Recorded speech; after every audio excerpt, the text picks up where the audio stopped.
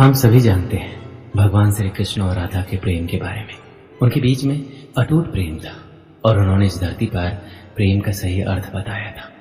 श्री कृष्ण ने कहा है, सच्चा प्रेम वो होता है जिसमें दूर रहने के बाद भी हर पल दिल में उसी इंसान का नाम हो। प्रेमी का सबसे बड़ा सहारा उसका प्रेम ही होता है।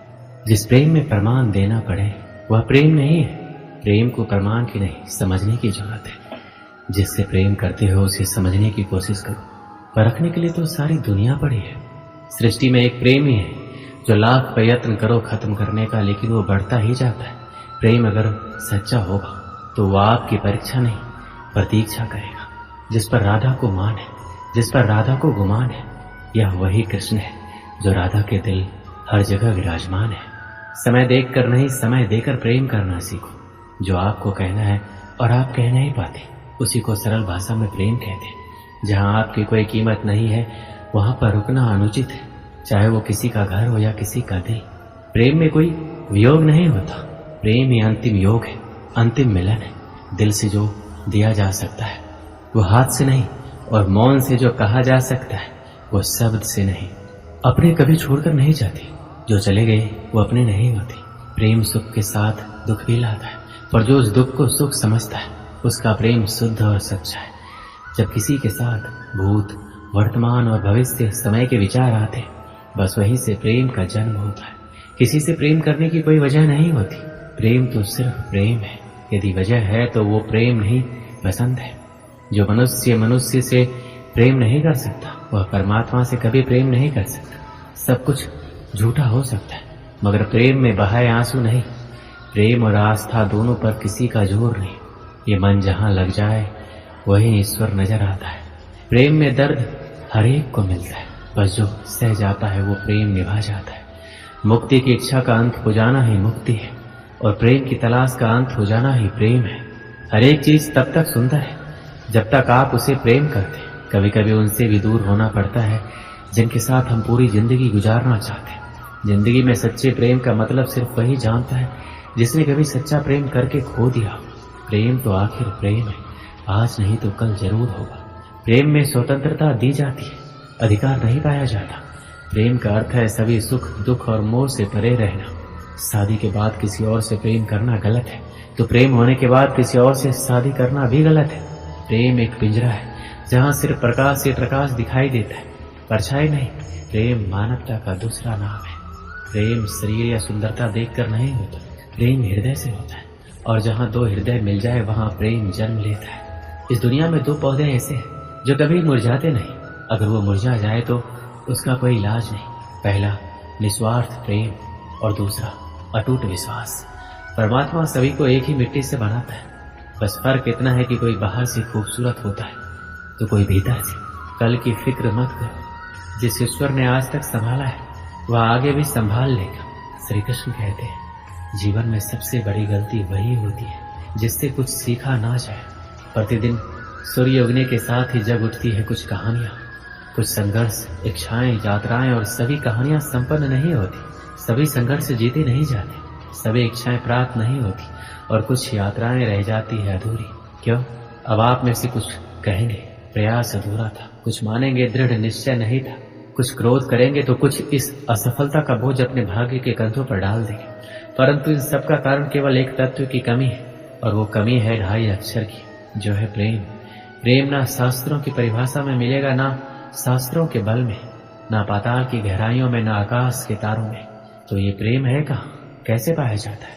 श्री कृष्ण कहते हैं, किसी भी वस्तु को बांध सकने के लिए किसी बंधन का, किसी रस्सी का होना आवश्यक है, परंतु इस रस्सी को बांध सकने का शक्ति कौन देता है? वो धागे जिनसे टूटकर ये रस्सी बनी है। अब बताइए, प्रेम को किस रस्सी से स्वयं तक बांधेंगे आप? प्रेम बनता है विश्वास से, और विश्वास की डोरी के धागे सत्य के धागों से बुने जाते हैं। अब सवाल ये उठता है कि सत्य क्या है? वो जो हमने देखा, वो जो हमने सोचा? नहीं, हमारा सत्य वो है जिस पर हमने विश्वास कर लिया, और विश्वास वो जिसे हमने सत्य समझ लिया। वास्तविकता में सत्य और विश्वास एक ही सिक्के के दो छोर हैं। जहाँ सत्य नहीं वहाँ विश्वास की नींव नहीं, जहाँ विश्वास नहीं वहाँ सत्य अपना धरातल खो देता है। तो यदि किसी को सत्य जानना है तो विश्वास कीजिए, प्रेम का धरातल बन जाएगा, मन प्रसन्न हो जाएगा। जब प्रेम की बात आती है, हम सबसे पहले मन में एक नायक और नायिका का चित्रण कर लेते हैं। क्यों, आपके साथ भी यही होता है ना? पर क्या प्रेम केवल नायक नायिका के आकर्षण का बंधन है? नहीं, प्रेम तो परिवार से हो सकता है, माता पिता, भाई बहन, सखा मित्रों से हो सकता है, देश और जन्मभूमि के लिए हो सकता है, मानवता के लिए हो सकता है, किसी कला के लिए हो सकता है, इस प्रकृति के लिए हो सकता है। पर प्रेम कभी उस पन्ने पर नहीं लिखा जा सकता जिस पर पहले से ही बहुत कुछ लिखा हो। जैसे एक भरी मटकी में और पानी आ ही नहीं सकता। यदि प्रेम को पाना है तो मन को खाली करना होगा, अपनी इच्छाएं, अपना सुख सब त्याग करना होगा। अपने मन से व्यापार हटा दो, तभी प्यार मिलेगा। प्रेम विधाता की सबसे सुंदर कृति है, परंतु हर कृति को संभालना पड़ता है। जब प्रेम की बात आती है तो लोग किसी का मुख स्मरण कर लेते हैं। ऐसी आंखें, वैसी मुस्कान, तिरछी भ्रूकुटी, घने केस, पर क्या यही प्रेम का अस्तित्व है? नहीं, ये उस शरीर का अस्तित्व है जिसे हमारी आंखों ने देखा और हमने स्वीकार कर लिया। परंतु प्रेम भिन्न है। प्रेम उस वायु की भांति है जो हमें दिखाई नहीं देता, किंतु वही हमें जीवन देता है। संसार किसी स्त्री को कुरूप कह सकता है क्योंकि वो उसे अपने तन की आंखों से देखता है, पर संतान उसी माता को संसार में सबसे सुंदर समझता है क्योंकि वो भाव से देखता है। तन की आंखों से देखोगे तो वैसे ही पहचान नहीं पाओगे जैसे राधा मुझे पहचान नहीं पाई।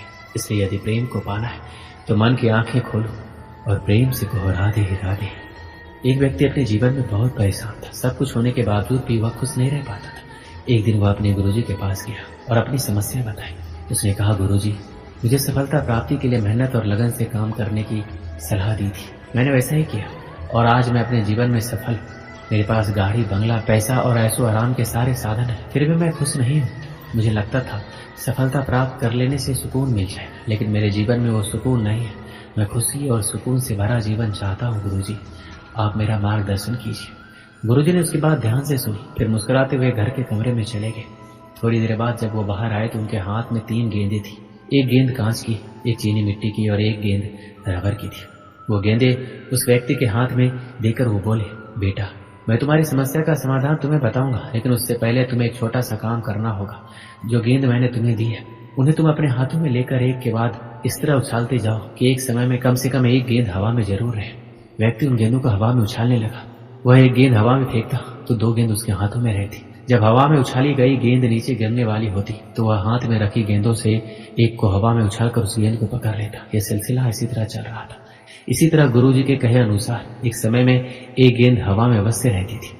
कुछ देर बाद एक ऐसा समय आया जब चीनी मिट्टी की गेंद हवा में थी और कांच और रबर की गेंद उसके हाथ में थी, लेकिन इस बार उसका सही संतुलन नहीं बन पाया और हवा में उछाली गई चीनी मिट्टी की गेंद नीचे जमीन पर गिरने लगी। चीनी मिट्टी की गेंद सबसे ज्यादा कीमती थी, इसलिए उस व्यक्ति ने सोचा जब 2 ही गेंद जमीन में गिरने से बचाई जा सकती है तो चीनी मिट्टी और कांच की गेंद को बचाना ज्यादा सही है।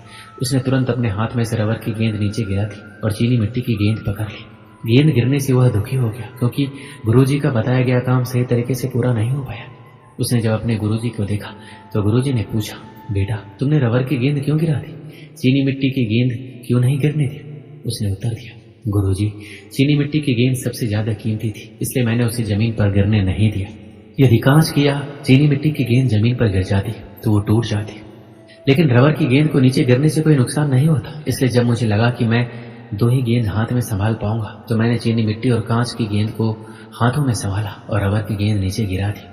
ये सुनकर गुरुजी बोले, बेटा, जिस समस्या का समाधान ढूंढने तुम मेरे पास आए थे उसका समाधान तुमने खुद ही निकाल लिया। अब जरा गौर से सुनो। ये 3 गेंदें तुम्हारे जीवन की प्राथमिकताओं को दर्शाती है। चीनी मिट्टी की गेंद तुम और तुम्हारा परिवार है। कांच की गेंद तुम्हारी नौकरी, व्यवसाय, पैसे और जीवन के आवश्यक साधन है।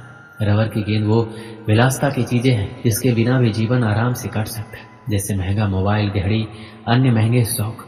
तुमने अपने जीवन में कांच और रबर की गेंद पर ध्यान दिया और नौकरी, घर, गाड़ी, बंगला, सुख सुविधाओं के सारे साधनों के साथ अपने महंगे शौक भी पूरे किए, लेकिन चीनी मिट्टी की गेंद यानी खुद पर, अपने परिवार पर ध्यान नहीं दिया। यही कारण है कि तुम्हें अपने जीवन में खुशी और सुकून की कमी खल रही है।